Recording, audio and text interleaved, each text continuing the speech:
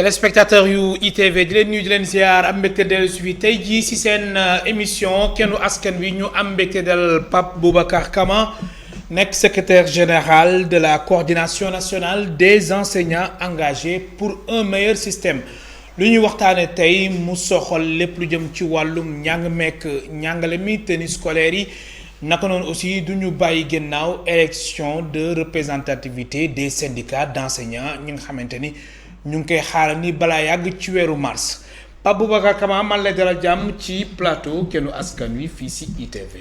merci beaucoup El Hadj ñu ngi lay remercier bu baax a baax ci invitation bi di nuyu seen mbokku téléspectateurs yi tamit di nuyu Sénégal yëpp waaye di biral nuyoo comme ni ma koy faral di waxee saa su nekk rek les soldats de la CRE muy les enseignants.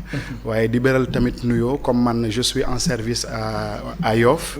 Layeen di leen ziar bu baax a baax te di leen ndokkeel ci seen appel bi waaw di nuyu bu baax a baax sunu mbokku Layeen yëpp. waaye di beral nuyoo nag Cheikh Mansour Diouf mi nga xamante tamit un guide religieux bu nekk foofu noonu au niveau de Yoff waaye maa ngi ziar ñëpp ñoo xamante ne ñoo nekk Yoff daal surtout mbokku téléspectateurs yi nga xamante ne ñu ngi ñuy seetaan actuellement. am na solo mbokk téléspectateurs yi nga ñuy suivre en direct si ITV canal plus 217 TNT 15 Eutelsat TV d'Orange numéro 6 ak page Facebook ITV Sénégal alors Pape Boubacar Kama.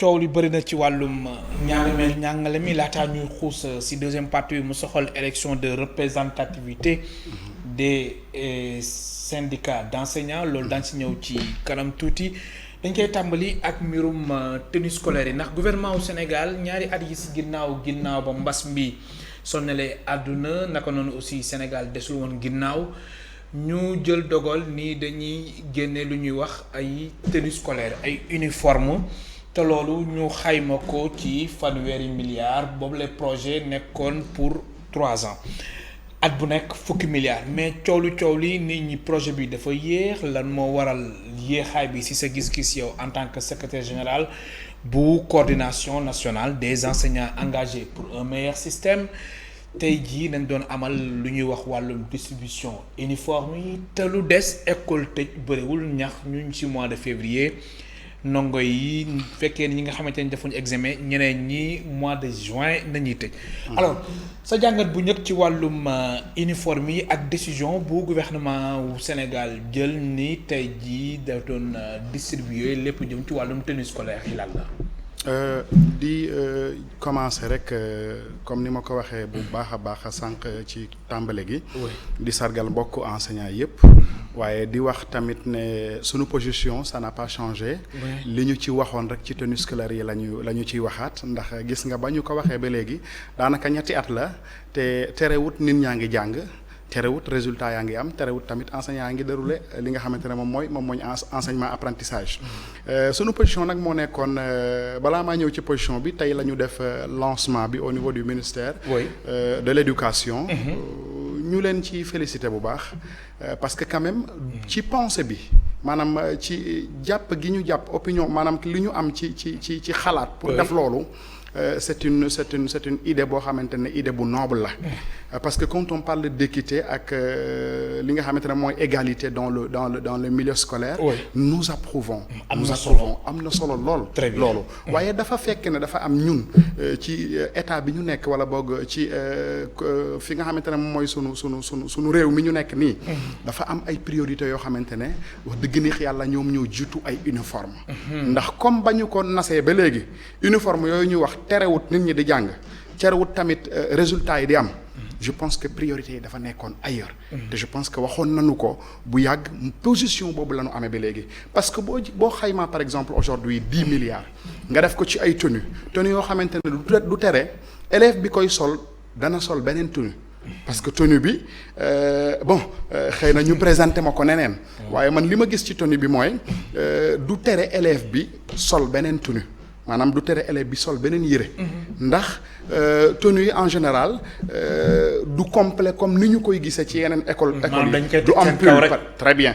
du am pull du am leneen loo xamante ne par exemple bu changement climatique amee ñu mën ko ñu mën ko di sol en général li ñu gis ci école yi sax mooy benn gilet rek lay nekk. autant ñu gisoon nañu par exemple mairie de Dakar defoon na pantalon ak culotte jox ko ndongo yi c'était vraiment très bien mais nag dafa fekk ne ñun li ñu bëgg mooy priorité yi dañoo nekk ailleurs que foofu. parce que égalité beeg équité bi du ci col ko dong. parce que mënoo fexe ba égalité beeg équité boobu mu feeñ ci tenue bi. tenue bi c'est très important que ñëpp niroo li ñu sol. mais du tee tamit parent d'élève ba. du ko teree jënd ay yére pour élève am. du tee parent d'élève ba jënd li nga xamante ne moom mooy ay fournitures scolaires. te exemple bi ma lay jox le plus patent mooy que ne aujourd'hui nous sommes en février di nga gis élève boo xamante ne depuis octobre ba fii mu toll nii ay matériel am yi nga xamante ne moom lay jàngee matul. léegi état bi matul. ba léegi nii bien sûr. école ubbi ba mois de février. am ndongo yi nga xamante ni seen ay jumtukaay matul. donc ba école di tëj. mais loolu ay abante la ñuy nekk. loolu yow da nga bëgg jox responsabilité bi état wu Sénégal. da nga bëgg wax ni maanaam fanweeri milliards yu muy doon dugal ci uniforme yi fukki at bu nekk fukki milliards loolu mënoon na ko def. très bien sûr jumtukaayu ndongo bi. bien sûr au-delà de jumtukaayu ndongo bi sax. au-delà parce que li ñu gis mooy que ne école bu ibbee en tant qu'enseignant dañuy gis ne dañuy xaar ay semaines yu bari pour fourniture scolaire yi mat. loolu c'est visible dañ koy gis mais au-delà de fourniture ndongo boobu nga xamante ne au lieu que ñu jàppale ko ci lu mu sol. li nga xamante ne moom lay jàngee moo gën a am importance am na tamit loo xamante ne maître bi ci boppam sax da koy soxla. maanaam ay livres yoo xamante ne buñ ko mettroon à la disposition de tout le monde. xëy na am na école yu koy am. mais bu ñuy wax équité tamit bu fekkee ñii am nañ ko ñi nekk Dakar am nañu ko. te ñi nga xamante ne ñoo nekk Matam war nañu ko mën a am te yaakaar nañ ñetti ci 10 milliards yooyu par année yooyu xajoon na ci ba des. beneen bi ci des mooy enseignant bi des fois nga yóbbu benn enseignant ci école boo xamante ne même règle bu ñuy tracé sax dañu koy àbbante seen biir maanaam nga am école 12 cours yoo xamante ne du classe yëpp a am ay règle du classe yëpp a am ay livres yoo xamante ne élèves yi dañu koy soxla. nga dem ci yeneen école ma wax la par exemple aujourd'hui les abris provisoires. mais c'est un fait boo xamante ne. en 2011 nous en étions à 8822 abris provisoires. aujourd'hui nous en sommes à plus de 5000 abris provisoires. yooyu noonu yépp dafa nekk loo xamante ne xëy na yooyu nuy def noonu xajoon na ci la ndongo bi di gënoon di gis. boppam très bien daañu ko yaatal ci kanam tuuti alors. wàllum jumtukaay yi ngay wax. nga ni yenn écoles yi jàngalekat yi dañuy abante yenn jumtukaay yi yenn règles yeeg yooyu mais loolu tamit yéen fekkee da ngeen di xaar lépp ci état wu Sénégal est-ce que dina sotti est-ce que tolluwul ci jamono ji nga xamante ni comme nu ñu koy gisee ci yenn daareeg yooyu maanaam jàngalekat bi moom dafay am ay matukaay yi nga xamante ni moom moo war boppam. waaw est-ce que tolluwuñ foofu tamit. tollu nañ foofu sax tollu nañ foofu. gis nga matukaay fekkee lépp aussi dañuy koy xaar ci état bi. bu fekkee dina sotti. bu fekkente ne enseignant bi. les enseignants ils se décarcassent. corps et âme pour obtenir da ngay nekk ci sunu groupe yi ñuy partager sax documents yi ni lañ koy partager nit ñi dem di ko imprimer. figure-toi par exemple un livre boo xamante ne disponible na fii à Dakar avec des élèves un enseignant qui est à Matam ne peut pas avoir ce livre là da koy demander par voie électronique dem imprimer kook xaalisam pour yor ko mais est-ce que enseignant boobu mën na ko imprimer pour les 32 élèves qu'il a dans sa classe. mënul nekk donc loolu foofu laay waxee beneen bi jëles mooy fourniture scolaire yeeg yooyu xam nga am na ay temps. école yi de état bi da leen doon jox budget. mais léegi directeur yëpp boo bëggee nga invité fi benn directeur nga laaj leen yooyu amatul. ensuite on leur demande par exemple c'est l'éducation c'est une compétence. maanaam ñu bàyyi tenue scolaire yi. ñu def loolu bien sûr wala ñu wàññi somme bu ñu dugal tenue scolaire yi. ñu dugal pareegul la liste est tellement longue. que ne wax dëgg neex yàlla loolu noonu bu ñu weesoo loolu xam nga ma ngi lay wax léegi école yi dañu doon am ay financement yoo xamante ne budget de roulement lay nekk pour école bi.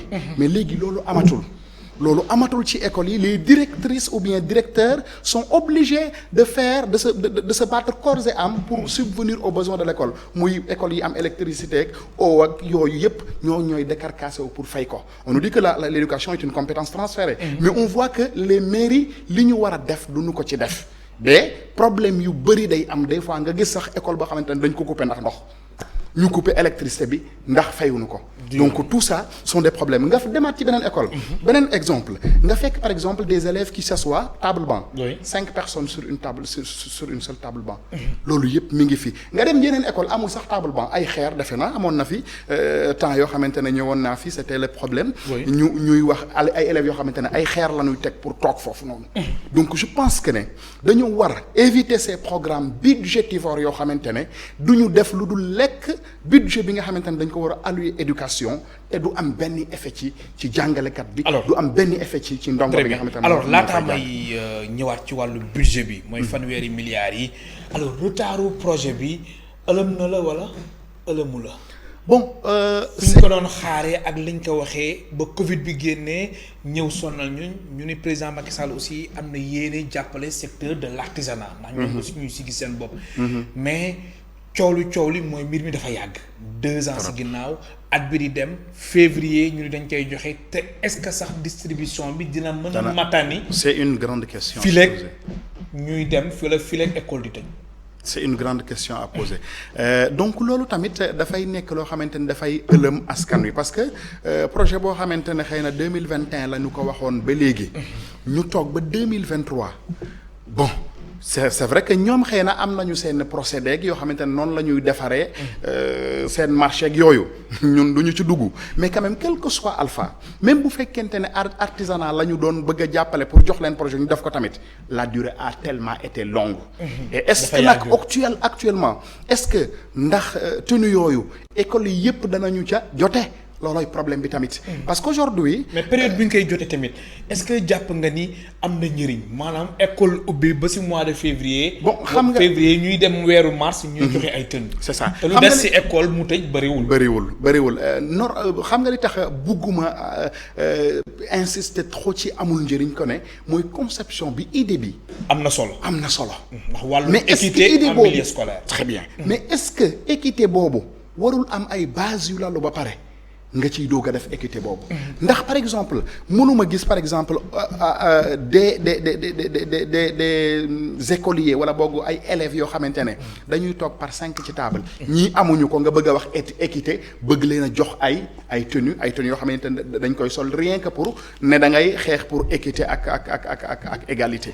je pense pas que ce soit pertinent li gënoon a pertinent mooy que ne ñii am nañu table banc ñii amuñu table banc. ñii seen table banc motul.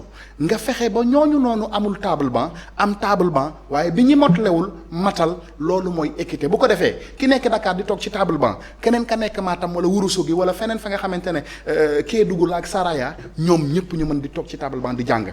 beneen bi ci des mooy man mi nga xamante ne dama nekk au niveau de nekk ndongo élève nekk au niveau de Saraya ma am ay abri provisoire. barki démb nekkoon naa Matam. fekk ngelaw loolu poussière bi amoon Dakar noonu. dafa àndoon ak ngelaw lu rëy ci kii mais certaines écoles yi nga xamante ne abri provisoire on était obligé de les fermer kenn du jàng. est-ce que loolu équité au moment où ñi nga xamante ne ils sont à Dakar sont en train de faire paisiblement seen kii est-ce que loolu équité la. non je ne le pense pas. te loolu xam nga li taxoon ñu tëjoon leen ndongo yi te loolu xam nga li taxoon ñu tëjoon leen c'est parce que c'était pas sûr. ay bant yu tiim kii ngelaw li di def fërër c'est pas sûr pour les enfants. on les libère pour que yooyu dégâts bañ cee am te loolu yëpp ay mbir yàlla yoo xamante ne wax dëgg neex yàlla lii loolu gënoon na li nga xamante ne moom la ñuy def. ensuite tegu ci yéexaay beeg est-ce que ñëpp danañ ci jote te bu ci ñëpp jotewul li ma conception bi idée bi. day fausser complètement. Pape Boubacar Kama, secrétaire général national de la coordination nationale des enseignants engagés pour un meilleur système mooy tey suñ gan ci émission Kennu Askan Wi. alors tenue scolaire ren jii projet bi ñu koy commencer distribuer lan moo waroon nekk base bi yéen ci seen coordination lan ngeen jàpp ni gouvernement moom la ko waroon tëggee ba ki nekk Saraya ni nga ko waxee moom mu mën ci jot ki nekk Dakar mu mën ci jot maanaam mbir mi ku ci nekk di ko jotanoo en même temps mu bañ a am retard. base bi moo nekkoon que ne balaa yii yëpp di xew ñu fexee régler yenn situation yi ba noppi.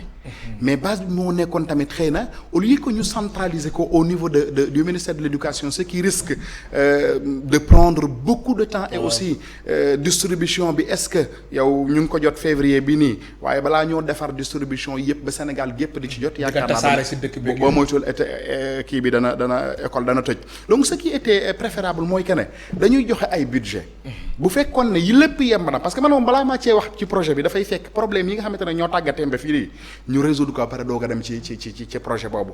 bu fekkoon nag ne nekkoon nañ ci disposition yooyu li gënoon mooy que ne ñu décentraliser ko parce que ñi nga xamante ne ñoom ñooy nekk peut-être artisanat bi ñu waxoon ne ce serait une occasion de les booster et de les aider. mais am na Kaolack am na Matam am na Ourossogui et cetera que par exemple ñu mel ni ñu décentraliser li nga xamante ne moom mooy conception bi ak defar gi. mu bañ a yem Dakar rek même bu fekkente ne dafay jaar ci IEF yi sax ñu am seen budget bu ñu ko jëlee ñu confectionner foofu pour ñooñu parce que ça leur permettrait au moins IEF yi ñoom ñoo gën a xam li nga xamante ne moom mooy manipuler chiffres yi nga xamante ne le nombre d'enfants yi nekk ci établissement yi. Très bien. donc là ce serait une très belle approche bu fekkoon ne lépp yemb na pour ñu mën a jàll ci loolu. alors coow juddu ci rapport bu gestion Covid-19 fonds force Covid-19 te waa Cour des comptes génne woon ko tamit ci wàllum yenn manquement yi yenn surfacturation yi nga xamante ni am na ñu joxoñ baaram tuuma te loolu yoon mu ngi si di ko càmbar baax a baax ndax procureur jox na instruction waa division des investigations criminelles ñu amal enquête préliminaire. alors lu soxal mbirum uniforme yi tenue scolaire est-ce que yow si wàllum budget mbir mi nu ñu ko tasaaree mbir mi ñu ngi ko gérer est-ce que sa xel dalal na si xaalis bi fu mu dugg war na fa dugg wala yow njort nga déjà que ñi li xew si yenn pàcc yi si fonds force Covid-19 mën na xew tamit ci wàllum tenue scolaire uniforme yi. bon xel mënu cee dal parce que li am mooy boo amee projet depuis 2011 toog ba 2023 nga doog a ne les tenues sont disponibles bon xel mën na ñaaw waaye dañuy xaarandi rek ba xam xel mën na ñaaw waaye dañuy xaarandi rek ba xam ndax li nga xamante ne moom mooy budget bu ñu ko alloué ndax defee nañ ko ni ñu ko war a defee ensuite aussi est-ce que li nga xamante ne moo ca war yépp dana ca nekk. mais déjà budget bi dafa bëri trop si yow. fanweeri milliards. li tax mu bëri ci man mooy. problème si ay tenues li tax mu bëri ci man ci ay tenues mooy dafa mënoon a faj lu bëri ci njàng mi loo xamante ne dafa sooxe. kon mënoon na combler leneen. loo xamante ne wax dëgg neex yàlla lu jàmp la lu ñu waroon a résoudre. te mu nekk fi provisoire pour abri fourniture scolaire il y a plus que ça. quand on parle de l'enseignant aujourd'hui il a besoin de la formation aujourd'hui ils ont recruté 5000 enseignants. laissés à eux-mêmes. Ah bon amul formation amul dara. non il ne peut même pas intégrer la fonction publique jusqu'à présent.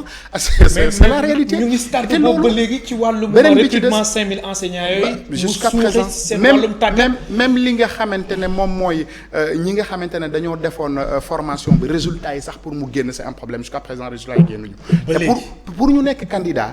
il faut que résultat yooyu génn pour ñu moom ñoom ñu mën a progresser d'autre part ñi nga xamante ne ils ont déposé leur dossier au niveau de la fonction publique ils peuvent pas intégrer la fonction publique parce que aucun texte n'accompagne ce recrutement là. te si boobu la jamono noonu la amee aussi ay jàngalekat yu nekk FASTEF ex école normale supérieure. ñoom aussi seen situation. ils ne sont même pas là parce que li nga xamante ne moom la ñuy dippee chargé de cours. Oui. La fois dernière j'ai rencontré le DRH. Le DFC. Pour cette formation. Le directeur de la formation et de la communication. mais da ngay gis ci seeni wax ne. la question la question de fay formation boobu c'est un problème parce que nous avons proposé en parfaite collaboration avec le coordonnateur qui jiite collectif chargé de cours yi dañ ko proposer que ne même la formation si elle ne pas être physique maanaam nit ñi dem dugg FASTEF def ko ils sont prêts à faire la formation à distance parce que nag ils n'ont plus rien à prouver ci loolu ils ont été déjà formés chargés de cours yooyu au niveau de l'élémentaire et du préscolaire pour y servir pendant un nombre d'années ensuite ñu doog a dem ci moyen secondaire bi kooku amul lu bari loo xamante ne mi ngi koy xaar ci formation bi il s'agit que des formalités mais da ngay gis que ne li question bi leen teree def formation bi question pécuniaire mi ngi ci. il faut que ñu fay waa FASTEF pour ñu mën a def formation boobu même si c'est à distance. donc loolu noonu da ngay gis ne yii ni ñuy pasar bon entre guillemets je dis pas passer j'ose pas le dire waaw tenue scolaire yi loolu faj na li nga xamante ne moom mooy plus de 3000 enseignants yoo xamante ne on peut pas les appeler professeurs on peut pas les appeler instituteurs parce qu'ils ce sont des instituteurs servant au niveau du moyen secondaire 5000 enseignants yi wax naa la ko ba noppi. mi ngi fi tege. te loolu si boobu la jamono noonu la amee ay gox-goxaat yu nga xamante ni jàngalekat yi matuñu muy dem ci wàllum xale yi ndaw yi. primaire bi moyen secondaire lépp. un exemple très précis. Oui. J'ai été à Matam la semaine dernière. Très bien. dugg naa ci benn classe. par manque d'enseignants ñu boole ñaari classe ba ëpp na sax defe naa 70 élèves. dañu nekk une classe de CM2. CM2. oui ñu war a def examen nous avions bien sûr nous avions besoin de parler aux enseignants. mais l'enseignante qui avait en charge cette classe là mënul woon génn parce que nee na moom elle fait une course avec la montre pour parvenir à def li nga xamante ne moom la war a def yépp.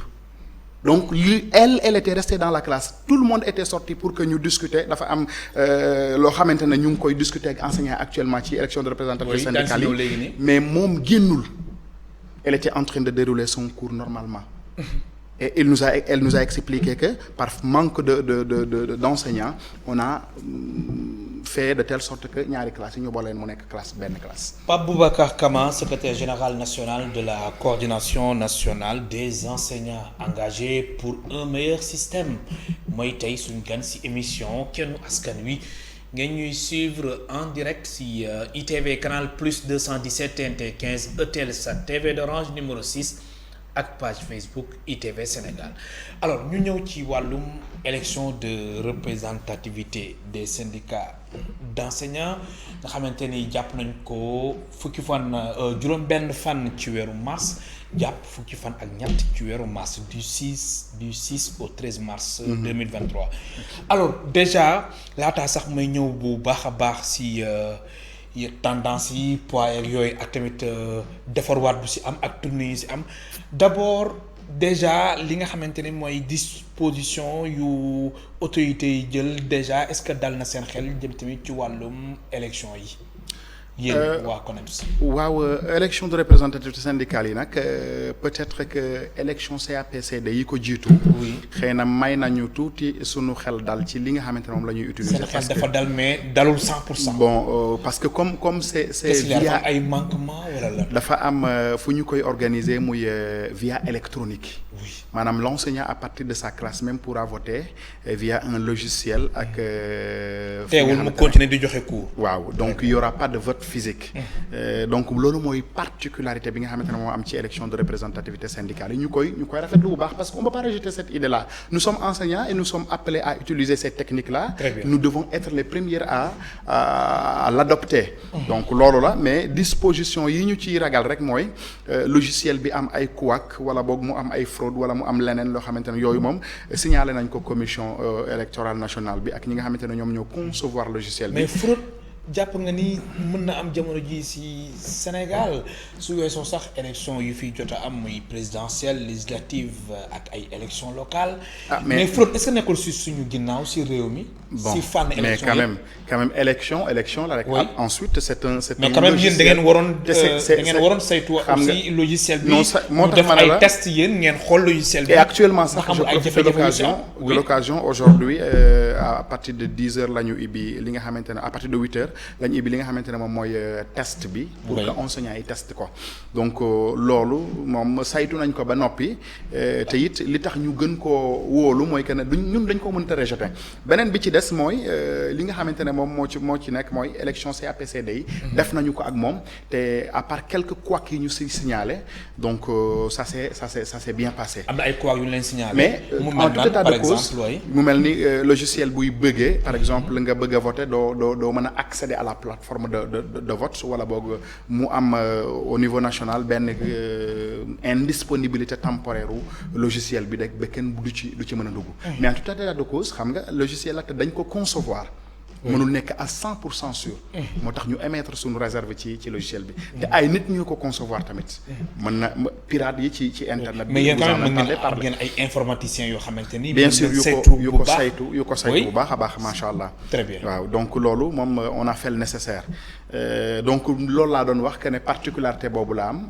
élection yi à partir de son smartphone, de sa tablette ou bien de son ordinateur portable disposant de la connexion. On pourra voter. Alors lan mooy taxawaayu coordination nationale des enseignants engagés pour un meilleur système si élection yi ban taxawaay ngeen si am da ngeen fas yéene buuxante ak syndicat ñi nga xamante ni ñoo fi nekk ñi nga xamante ni ñoo doon toog si table de négociation ak kilifa yi wala. Oui, effectivement. wala da ngeen di rejoindre yenn syndicats yi ngeen xàccandoo dóorandoo wala da ngeen demal seen bopp. Non, la CONEMS. da ngeen di natt yéen seen doole. La CONEMS est candidate aux élections de représentativité syndicale parce que li taxoon. Pour une première parce que celle de 2017. Il faut le rappeler fekkul ñun ñu am li nga xamante ne moom mooy récépissé. Rappelé woon naa fi ne ñun nous sommes nés après les problèmes qu'il y avait eu sur le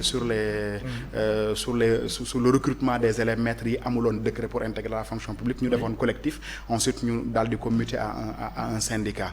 Donc loolu moo tax a juddu CONEMS. Donc actuellement aussi la CONEMS est candidat aux élections de représentativité syndicale bootuwul ci kenn.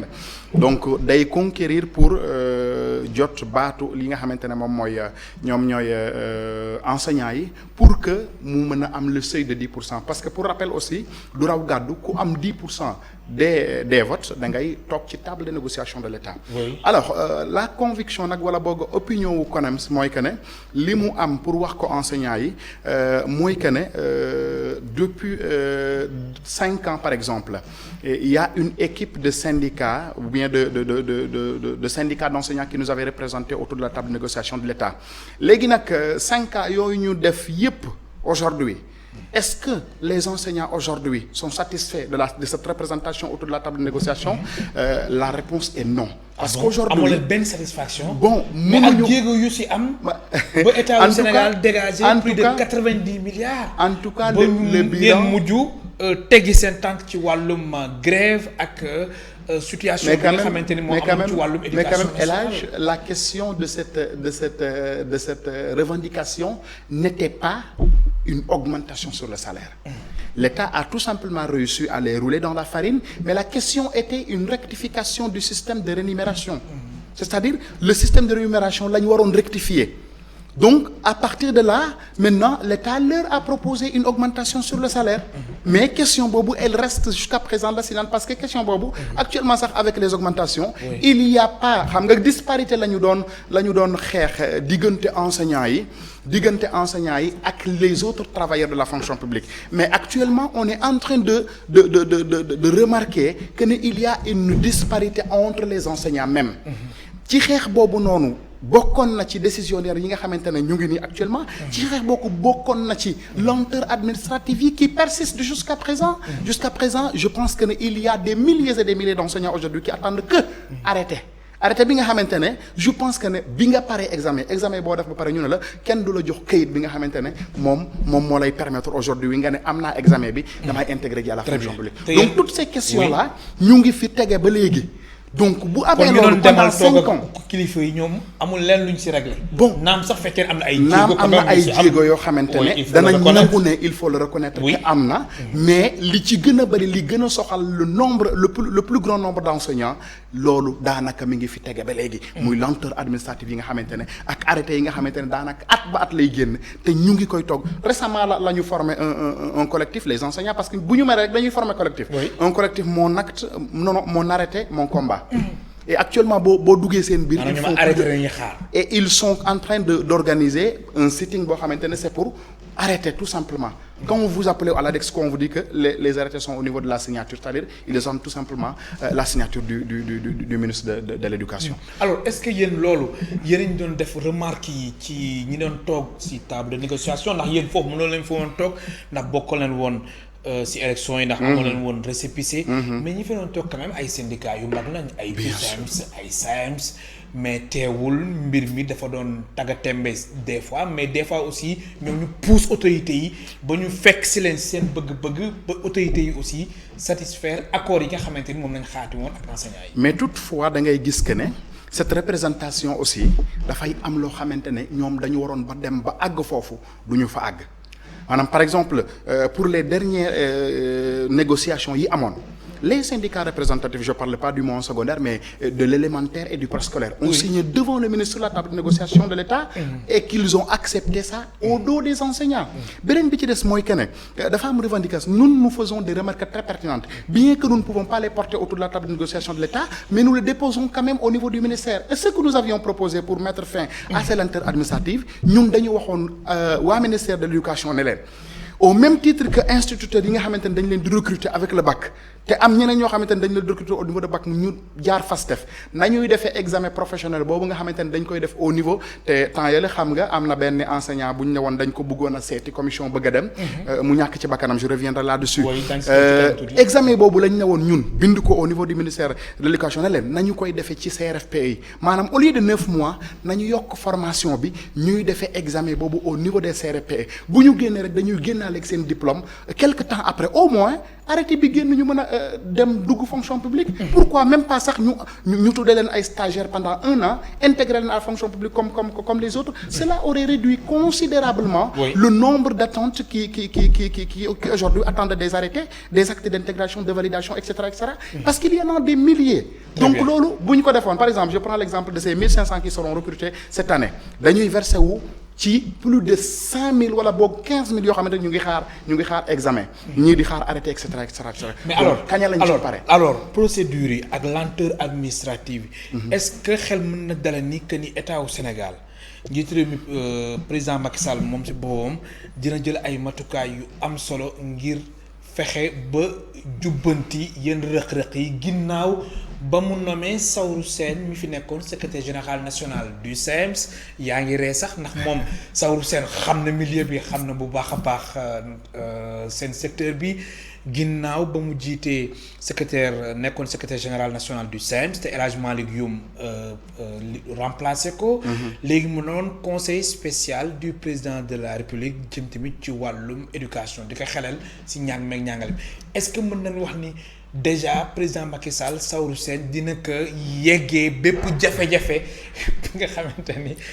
bon xam naa duma la bàyyi nga terminer sax parce que la fameuse vidéo de Saourou vraiment def toilu réseaux sociaux yëpp je pense que ne loolu c'est déshonorant. mënoon na non xam nga mënoon na def politique am quand même te bàyyi enseignants yi. Et je prends l'occasion d'ouvrir une parenthèse wax enseignants yi ne il y a beaucoup de Saourou Sène aussi dans le milieu syndicalisme c'est pourquoi mais aussi noonu la mais aussi ay jàngalekat yu nekk ci opposition bi mais loolu aussi il faut le reconnaître loolu seen kii la seen droit la oui mais quand même syndicalisme ak politique dañ ko war a détacher maanaam ñu def xaw ma nu ñu ko waxee ci wolof ñu def la part des choses xam lan mooy lan parce que mënuma par exemple un petit instant ma nekkoon ci benn parti yow. non nekkuma ci benn parti. mais élection su jotee woon di nga voter kenn moom. nekkuma ci benn parti waaw loolu c'est un devoir civique et citoyen. bien sûr donc loolu ñoom seen engagement jëm tamit ci wàllum politique ñu far maanaam ci coalition Benno Bokk Yaakaar wala coalition Yewwi Askan Wi loolu moo lay déranger. man non ça ne me dérange pas chacun peut faire ce qu'il veut. oui mais quand même. sur le dos des enseignants qu'ils arrêtent sur de comploter qu'ils arrêtent de comploter et de dire des malversations sur le dos des enseignants mooy que ne comment peut-on par exemple hier défendre les enseignants ne leen lii ak lii nekku fi ñu jox la benn poste au niveau de la politique rek ngay xas enseignants yi parce que loolu mooy xas quand on me parle de girafe 1 ak girafe 2 sur la vidéo de Saourou alors que Lor Bamba Sy ban kañ la fi nekkoon ministre de la fonction publique c'est en ce moment qu'on avait inauguré un logiciel appelé Girafe pour tout simplement mu wàññi lenteur administrative c'est-à-dire que ñu électroniser lii lépp loo xamante ne dépôt de dossier au niveau de la fonction publique pour affaire bi mën a fluide gis nga Girafe boobu bu fekkoon nit la tey atteindre na âge adulte am jusqu'à présent et on me parle de Girafe 2 alors qu'aujourd'hui quand je suis aujourd'hui à Kédougou je suis à Saraya je suis pas capable de xam sama dossier d'intégration fan la nekk je suis obligé de se rabattre sur un syndicaliste wala boog mbokk moo xamante ne fii la nekk Dakar ma ne ko demal ma fonction publique nga vérifier ma sama dossier fan la nekk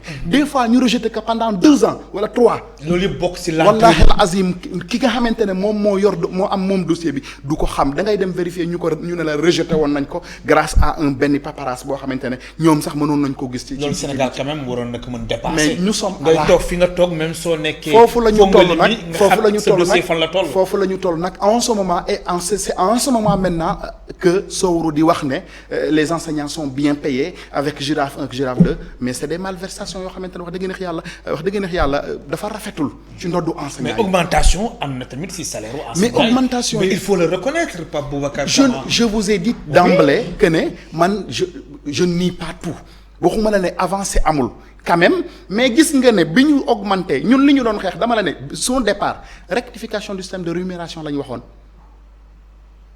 waxuñu woon augmentation de. oui léegi après à la veille de cette augmentation là qu'est-ce qu'il y a eu tous les salaires de la fonction publique ont été augmentés. Vous en êtes informé. Oui. Le gap reste donc nous retournons à la cage de départ par rapport à la revendication qui a été soulevée. Quand même c'est une bonne chose def ko moo gënoon ñàkk koo def.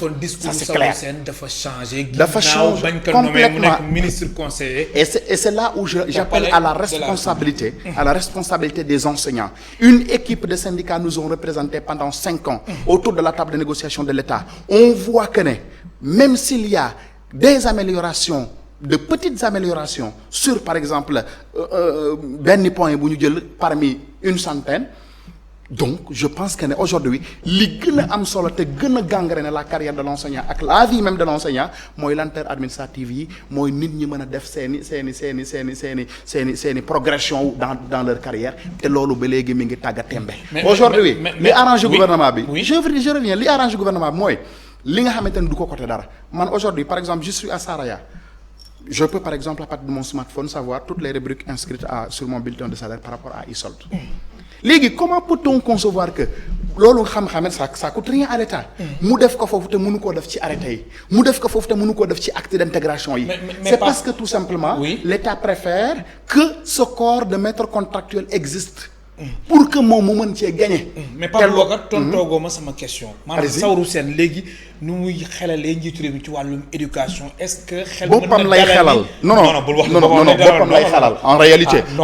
nan lay xelalee vous avez écouté la vidéo moom nekk na ci secteur bi xam na secteur bi njiitu réew mi su ko woowee. quand même kon moom mu xoo wut ay saafara ci wàllum éducation la. je voulais même pas éducation boppam lay xelal. Sowru c'est quand même un camarade boo xamante ne qu'on respecte beaucoup par ses positions d'hier. Oui. Qu'on respecte beaucoup. Je voulais même pas personnaliser le débat. Mais ce question dañ koy personnaliser mais c'est important. Ce que je voudrais dire mooy fi mu toll nii position bu mu nekk position bi mu nekk nii. position boppam la. de position enseignants yi. Non, c'est sérieux. Parce que quand il demande, vous êtes les ambassadeurs, vous les enseignants de l'APR, et ce que je mets même entre guillemets, un enseignant, bu xamee valeur am. du wax ne man je suis un enseignant de diw.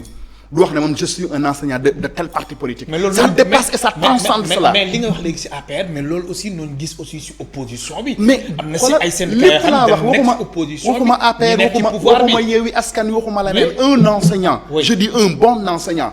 ne doit pas accepter de dire que je suis un enseignant de tel. muy turu nit muy turu parti. muy turu leneen. parce que mission dafa dépasser loolu. oui.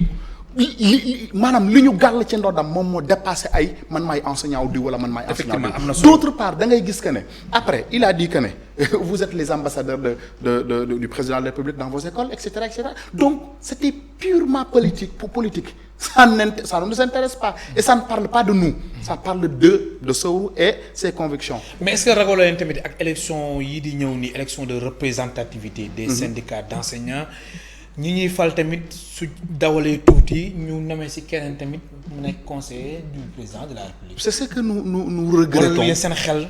c'est ce que nous regrettons. parce que li ñu wax enseignants yi man ci tournée bi ma nekk fu ma demoon. ci école yi dama leen doon wax ne.